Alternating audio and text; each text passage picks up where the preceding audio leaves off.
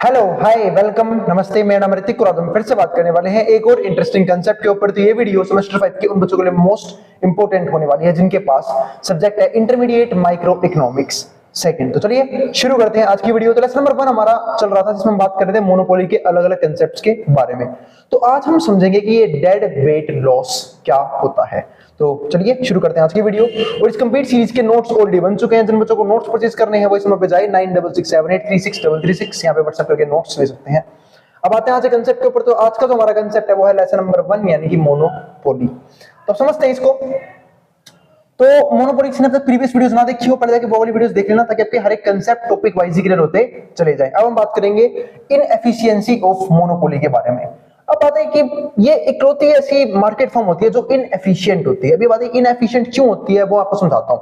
देखो जो मोनोपोली है वहां पे एक सिंगल सेलर है और लार्ज नंबर ऑफ बायर्स हैं। अब एक सिंगल सेलर होने की वजह से एक जो सेलर है वो अपने प्राइस को हाई रखने की कोशिश करता है ताकि अपने प्रॉफिट को मैक्सिमाइज कर पाए। इसलिए यहाँ पे थोड़ी बहुत इनएफिशिएंसी देखने को मिलती है। ऐसा क्यों होता है थोड़ा सा इसको समझने की कोशिश करते हैं। जब एक सिंपल सी बात है, जब भी एक मोनोपोली फॉर्म में प्राइस बढ़ाया जाएगा। अब प्राइस क्यों बढ़ाएगा एक सेलर, क्योंकि उसे पता है कि मार्केट में सिर्फ मैं इकलौता सेलर हूं, मेरे कंपटीशन में कोई भी नहीं है। क्योंकि ज्यादातर लोग अपने प्राइस को रीजनेबल कब रखते हैं, जब जब उन्हें कंज्यूमर के पास ऑप्शंस हो, यानी कि कॉम्पिटिटिव फॉर्म हो। लेकिन ये फॉर्म कॉम्पिटिटिव तो होती नहीं है, यहाँ पे फॉर्म कैसी होती है, मोनोपोलिस्टिक। और जो मोनोपोलिस्टिक है तो एक सिंगल सेलर है, उसे पता है कि अगर किसी को इस तरह के गुड्स खरीदने हैं या फिर सर्विसेज चाहिए तो सिर्फ मेरे पास आना पड़ेगा और कोई ऑप्शन उसके पास अवेलेबल नहीं है। तो अगर मैं प्राइस हाई भी रखूं तब भी लोग उसकी डिमांड करेंगे। लेकिन होता क्या है, जब भी प्राइस हाई होगा लॉ ऑफ डिमांड क्या कहता है कि डिमांड कम हो जाएगी। अब बात है डिमांड कम क्यों होगी, अरे एक सिंपल सी बात है, मानता हूं किसी की मोनोपोली है, ठीक है, और वो नेसेसरी गुड्स तो होगा नहीं, और सपोज उसने मोनोपोली बना रखी है तो प्राइस हाई कर लिए तो डिमांड अपना भी कम होगी। क्यों, क्योंकि कुछ लोग उसे अफोर्ड नहीं कर पाएंगे उस हाई प्राइस में। और इसी को हम पता क्या बोलते हैं, इनएफिशिएंसी। इनएफिशिएंसी। अब इसमें जो है ना लॉस दोनों को होता है, फर्म को भी होता है और कहीं ना कहीं कंज्यूमर को भी होता है। अब कंज्यूमर को लॉस कैसे हो रहा है, प्राइस के बढ़ने की वजह से कई कंज्यूमर्स उस गुड्स का उस सर्विसेज का फायदा नहीं उठा पा रहे। अब बात है प्रोड्यूसर को कैसा लॉस होगा, प्रोड्यूसर को लॉस होगा, बहुत सारे कंज्यूमर्स के हाथ से निकल जाएंगे जो उसकी सर्विसेज को और उसके गुड्स को यूज नहीं कर पाएंगे। और इसी को बोलते हैं यहाँ पे क्या, इनएफिशिएंसी। और इसको हम डीप में पढ़ेंगे किस तरीके से, डेड वेट लॉस के कंसेप्ट में। अब यहाँ पे आते हैं तो a competitive industry operates at point where price equals to marginal cost. तो ध्यान रखना, अगर मैं किसी कॉम्पिटिटिव इंडस्ट्री की बात करूं, अब कॉम्पिटिटिव इंडस्ट्री का मतलब क्या है कि जहां पे बहुत सारी फर्म्स हैं जो एक टाइप का गुड्स या फिर सर्विसेज को सेल कर रही हैं। और जब भी मार्केट में बहुत सारी फर्म्स होंगी तो लोगों के पास ऑप्शंस होंगे, और जब लोगों के पास ऑप्शंस होंगे तो सिर्फ जो फर्म है वो एक नॉर्मल प्रॉफिट जनरेट कर सकती है। और नॉर्मल प्रॉफिट जनरेट कब होता है, जब हमारा मार्जिनल कॉस्ट बराबर किसके हो, प्राइस के। तो एक कॉम्पिटिटिव इंडस्ट्री कहां पे ऑपरेट करती है, जहां पे प्राइस बराबर किसके होता है, मार्जिनल कॉस्ट के। A monopolized industry operates where price is greater than marginal cost। लेकिन मोनोपोली में ऐसा क्या होता है, वो जो है ना वो हमेशा कहां पे ऑपरेट करते हैं, जहां पे प्राइस जो है वो क्या है, ज्यादा है किससे, मार्जिनल कॉस्ट से। यानी कि ये लोग नॉर्मल प्रॉफिट कमाने के पीछे नहीं जाते, ये लोग सोचते हैं कि हम कमाएंगे एबनॉर्मल प्रॉफिट, यानी कि हम करेंगे abnormal gain, super normal profit. ज्यादा पैसा कमाना होता है इन्हें, और जब फालतू पैसा कमाना होता है तो ये लोग अपने प्राइस को ज्यादा बढ़ा के रखते हैं, ठीक है। अब इसकी वजह से होता क्या है, इनकी डिमांड कम होती है, डिमांड कम होने की वजह से बहुत सारे कंज्यूमर इनके हाथ से निकल जाते हैं, और इसी वजह से क्रिएट होती है इनएफिशिएंसी। अब general price will be higher and the output lower if a firm behaves monopolistically. अब होता क्या है इस केस में, ध्यान समझना कि जो जनरल प्राइस लेवल है वो आपको क्या मिलेगा, हायर मिलेगा, और जो आउटपुट लेवल है वो लोअर मिलेगा। यानी कि ये लोग प्रोडक्शन कम करते हैं, प्राइस को हाई रखते हैं। ये क्या सोचते हैं कि हम कम चीज प्रोड्यूस करेंगे, ठीक है, लेकिन प्राइस को हाई रख के अपने प्रॉफिट को मैक्सिमाइज करने की कोशिश करते हैं। If a firm behaves monopolistically rather than competitively. अब आता है हमारा यहाँ पे इसका डायग्राम। अब ये देखो, अब ये हो क्या रहा है, इन लोगों को प्राइस होना चाहिए पी नोट। आप पी नोट कैसे देख सकते हो, एक काम इसको दिखाता हूं पीसी से। पीसी का मतलब क्या है, ये है प्राइस किसका, कॉम्पिटिटिव फर्म का, और ये प्राइस किसका है, मोनोपोलिस्टिक का। मोनोपोलिस्टिक ने प्राइस कर लिए अपने हाई कर लिए। जब भी प्राइस हाई करेंगे, अब देखो पहले ये लोग अगर कॉम्पिटिटिव इंडस्ट्री थी तो ये लोग क्यूसी क्वांटिटी बेच रहे थे, यानी कि इतनी क्वांटिटी बेच पा रहे थे आराम से। लेकिन जैसे इन्होंने प्राइस बढ़ाए अब ये सिर्फ इतनी क्वांटिटी बेच पा रहे हैं मोनोपोली के अंदर।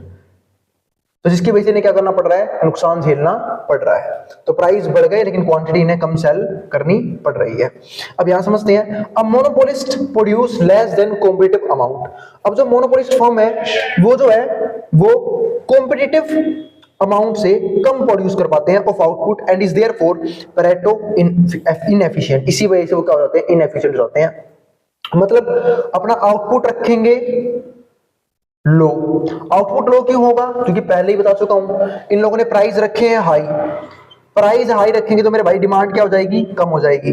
जब डिमांड कम होगी, ये होता है लॉ ऑफ डिमांड का कंसेप्ट, और जब डिमांड कम होगी तो आउटपुट ये लोग भी कम कर लेते हैं। उन्हें पता होता है कि लोग इतने प्राइस पे डिमांड नहीं कर पाएंगे, यानी कि बहुत से लोग ऐसे होंगे जो इसे, जिनके लिए ये अब अफोर्डेबल नहीं होगा उसे यूज करना, तो वो लोग उस चीज को यूज नहीं करेंगे, छोड़ देंगे यूज करना, जिसकी वजह से वो आउटपुट भी कम प्रोड्यूस करते हैं। अब आते हैं आगे।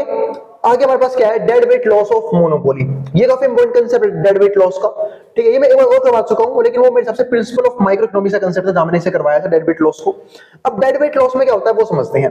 यानी कि जो मोनोपोली है वो अपने प्रॉफिट मैक्सिमाइजेशन के चक्कर में कैसे अपना भी लॉस करती है और कैसे कंज्यूमर का भी लॉस करती है, वो हम देखेंगे डेड वेट लॉस के अंदर। अब ऐसा कैसे होता है वो समझते हैं। वो आपको स्टार्टिंग में बता चुका हूं मैं कि जब प्राइस हाई होंगे तो बहुत से लोगों के लिए जो है वो चीज जो है वो अनअफोर्डेबल हो जाएगी, बहुत से लोगों के औकात के बाहर हो जाएगी उसे बाय करना। और जब वो उनके औकात के बाहर हो गई तो सिंपल सी बात है, लोग उसे डिमांड नहीं करेंगे। तो मोनोपोली का नुकसान क्या हुआ, उसने कंज्यूमर्स खो दिए। लेकिन मोनोपोली को फर्क ही नहीं पड़ता। मोनोपोली का कंसेप्ट क्या होता है कि मोनोपोली कहती है मुझे सिर्फ अपना प्रॉफिट मैक्सिमाइज रखना है और वो मैं प्राइस बढ़ा के रख लूंगा, ठीक है। तो लोग प्राइस को बढ़ाते हैं और प्रॉफिट को मैक्सिमाइज दिखा देते हैं। जैसे आप यहां पे देखो, ये हमारा प्राइस, अब ये हमारे पास एक कर्व है, ये एमआर है हमारे पास, इसको डिमांड कर्व मान लेते हैं, डिमांड कर्व है, ठीक है। हमारे पास आउटपुट लेवल है। अब देखो ये हमारे पास है पीएम। ये पीएम का मतलब क्या है, ये है मोनोपोली प्राइस। ये हमारे पास क्या है, मोनोपोली प्राइस।